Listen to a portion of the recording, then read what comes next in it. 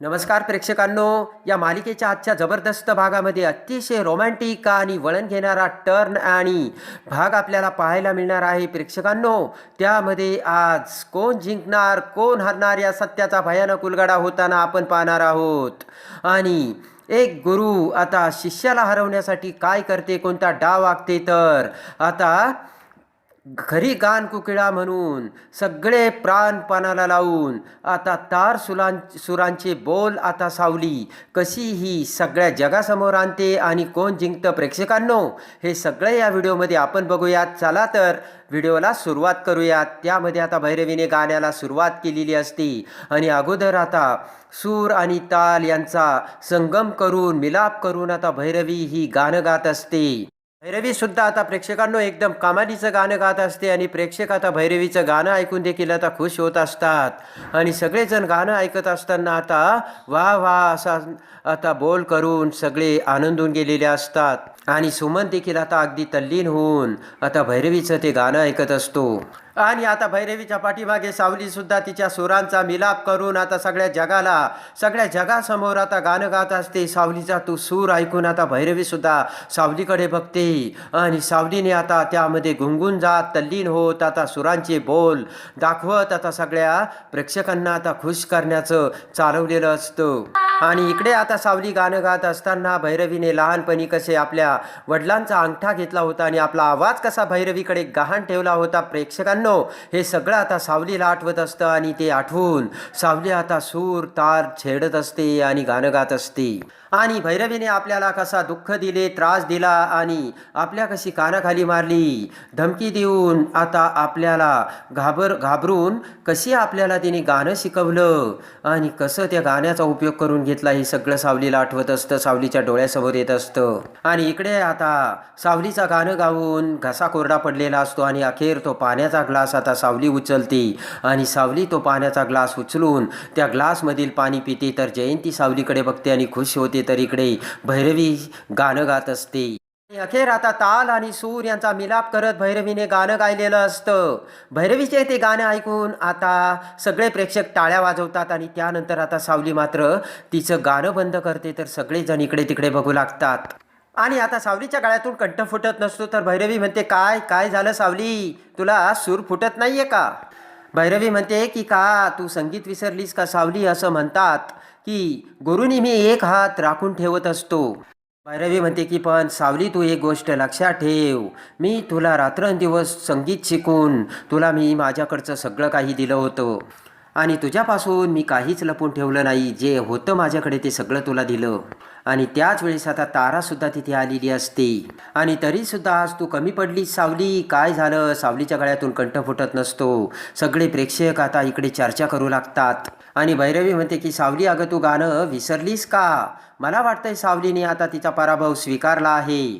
भैरवी म्हणते की कारण तिच्या कंठातून आता सूर फुटत नाहीये आणि इकडे सावलीच्या डोळ्यातून आता अश्रूंच्या धारा बाहेर पडतात आणि इकडे आता सोहम म्हणतो की सावली वहिनी, तू गा, आम्हाला तुझ्यावरती पूर्ण विश्वास आहे. बबलू सुद्धा आता सावलीला गाण्यासाठी आग्रह करतो आणि इकडे आता जगन्नाथ म्हणतो की सावली, अगं काय झालं, गाणं. चंद्रकांतजी सुद्धा आता सावलीला गाण्यासाठी बोलतात आणि सगळेजण आता सावलीला गाण्यासाठी आग्रह करू लागतात. तर भैरवी म्हणते की थांबा, आता तिला कुणी आग्रह करू नका आणि सावलीचा पराभव झालाय आणि ती हरली आणि तिच्या शर्तीनुसार आता सावलीला हे गाणं कायमचं सोडावं लागणार आहे, असे भैरवी सावलीकडे बघत बोलताच सारंग खडकन उठून उभा राहतो आणि सावलीकडे येतो आणि आता सारंग म्हणतो की सावली, काय झालं? सावली, तुला गावं लागेल, आज तुझी परीक्षा आहे आणि काय झालं तुला?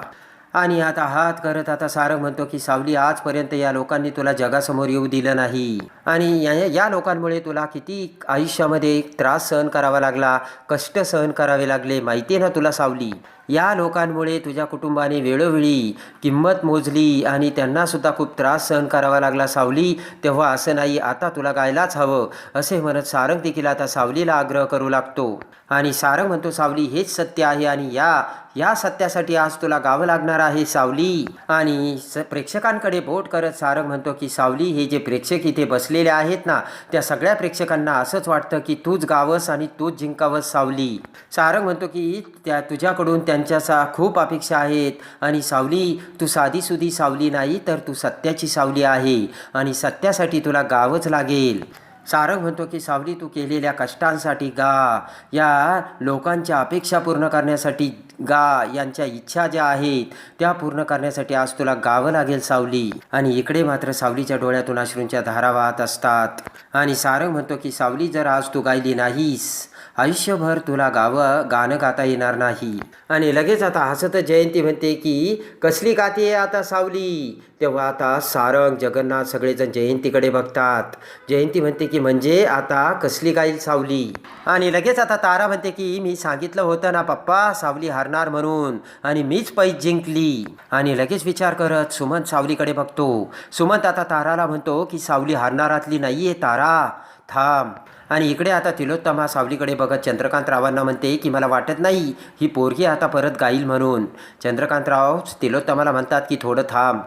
भैरवी म्हणते की सावली आता हारली आणि तिने तिची हार मान्य करावी आणि आपण कसली वाट बघतोय. आणि भैरवी म्हणते की आता हा सामना संपलाय. आणि लगेच आता सुरांचे तार छेडत आता सावली तिच्या तोंडातून, आता कंठातून सूर बाहेर काढते. आणि सावलीचा तो आता आवाज ऐकून सारंग खुश होतो. असं तर सारंग खुर्चीवर बसतो आणि त्याच वेळेस आता भैरवी अवाक होऊन मोठे डोळे करून आता सावलीकडे बघते. तर सावली आता आ आ करून सुरांचे तार छेडू लागते.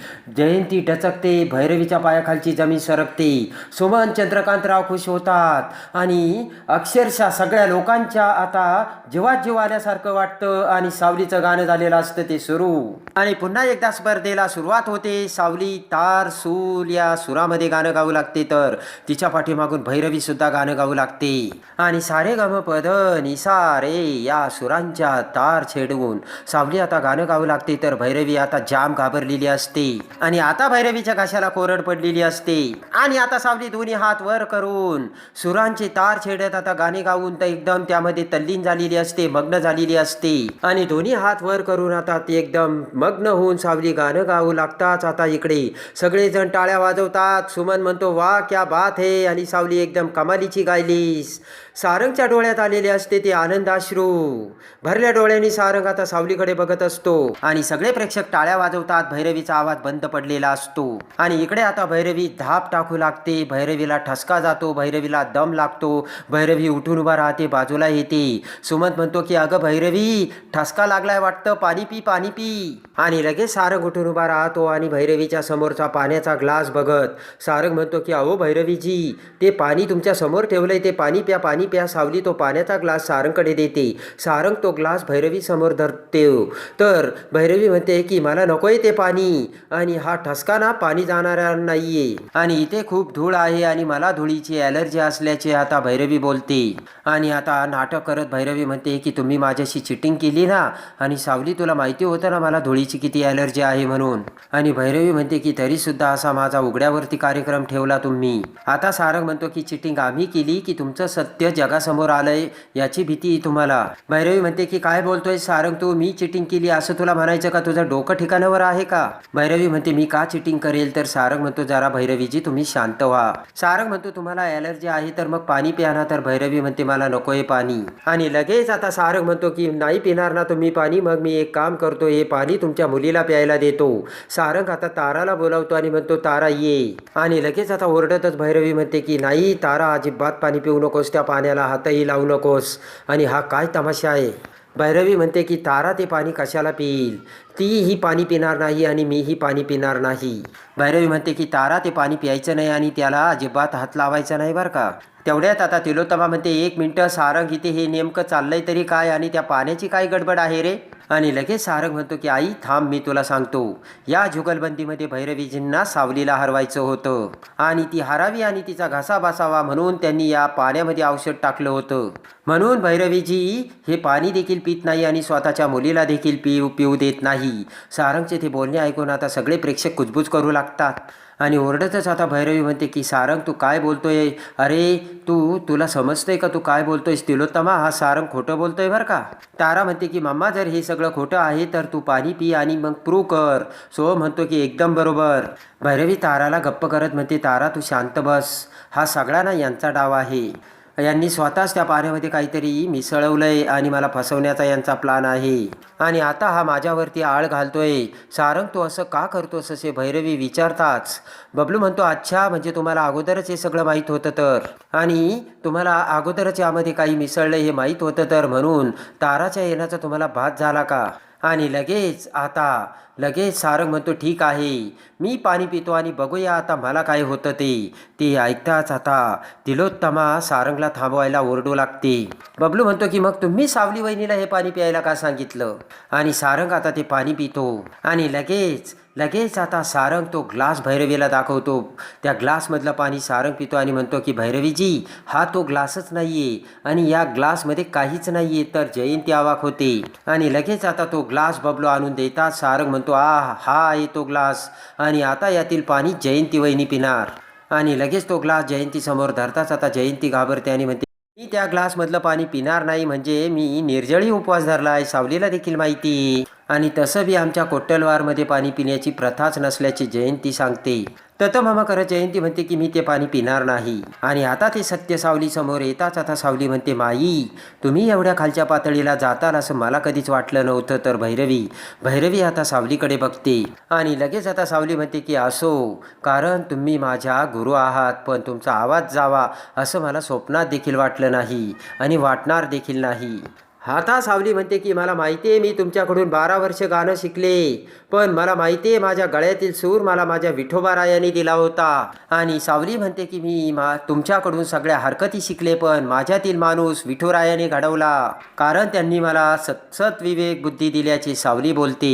सावली म्हणते की त्यांनी मला हे शिकवलं गुरुकडून काय घ्यायचं आणि काय नाही. सावली म्हणते की आज मला या गोष्टीचा आनंद होत नाही की मी जिंकले आणि मी तुम्हाला हरवलं म्हणून, तर माणूस म्हणून मी जिंकले याचा मला आनंद होतोय असे आता सावली भैरवीला सांगते. आणि भैरवीचा हात धरत आता सारंग म्हणतो भैरवीजी या आता तुम्ही खाली आणि तुमच्यासारख्या कलाकारासाठी हा रंगमंच नाहीये. आणि लगेच आता भैरवीला खाली घेऊन येताच जगन्नाथ समोर येतो आणि म्हणतो भैरवी वजे गुरु शिष्याच्या नात्याला तू कलंक लावलास. आणि लगेच आता सारंग म्हणतो की खूप स्वार्थी आहे भैरवीजी तुम्ही. तर सोहम म्हणतो की सॉरी आयुष्यात मला तुमच्याकडून कधी जावई म्हणून घ्यायचं नाही. आणि बबलू म्हणतो की भैरवी माई मला तुम्हाला बोलण्याचा अधिकार नाही पण एक माणूस म्हणून तुम्ही खूप वाईट आहात आणि तुमच्याबद्दलचा जो रिस्पेक्ट होता तो सगळ्यांच्या मनातून सगळा गेल्याचे बबलू सांगतो.